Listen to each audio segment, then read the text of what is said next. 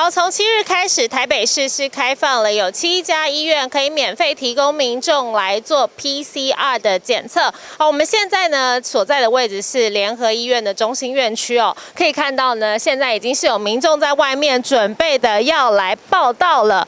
那这个中心院区外面原本呢，它这个本来就是一个简易的快筛站，不过呢，在台北市长柯文哲下令之后，现在这里已经直接改成是 PCR 的筛检服务。而有哪一些医院可以来做这个免费的 PCR 筛检服务呢？包括了联合医院的和平院区、中心院区、仁爱院区、阳明院区、忠孝院区、关渡医院，还有万芳医院等7家医院。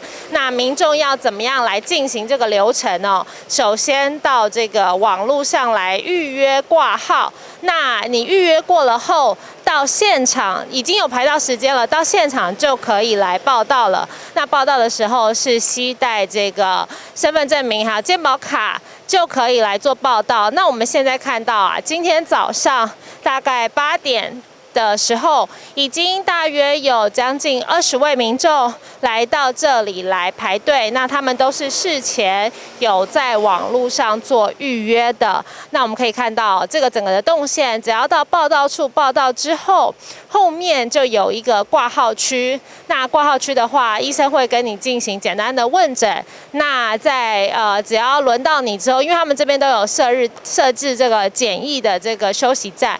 那如果轮到你之后，就会进行做筛检了。那筛检之后呢，就会直接回家，再来等待这个简讯通知你的检测结果。那我们 Now News 的团队呢，今天上午也直击这个现场哦。其实人数看起来没有到爆量，就是一些零星的民众已经有上网做预约的。那因为现场的人员、医护人员也很多，就是在帮忙协助大家这个不管是挂号啦，还是等待啦，或是宣导一些事项，所以整体的顺序还有动线都还算流畅。其实他们流程好像还没有建立得很清楚，所以刚才也是比较混乱。那后来他是可能是怕那个电话是假的吧，所以他要先验证手机到底是不是号码是正确，是你本人持有，然后后来就是按照现场报到排队顺序，他会给你一个号码。那号码拿到以后，他就会先确认你的健保卡资讯之类的吧。然后确认完毕以后，他就会叫你进去筛检站帮你做筛检。那接下来是回家等消息吗？应该是吧。所以怎么会想要来做 PCR 筛检？因为我家就住在这几天很热门的南机场社区那边，对，说来筛一下，对，确认一下。今天是为什么会想要来做这个免费的？就怕有感染到嘿。因为是住在附近吗？还是在华南市场附近。OK， 那整个流程你觉得怎么样？觉得一开始蛮乱的，后来就慢慢有一个秩序在。OK， 好，感谢你哦。好，谢谢。祝你平安。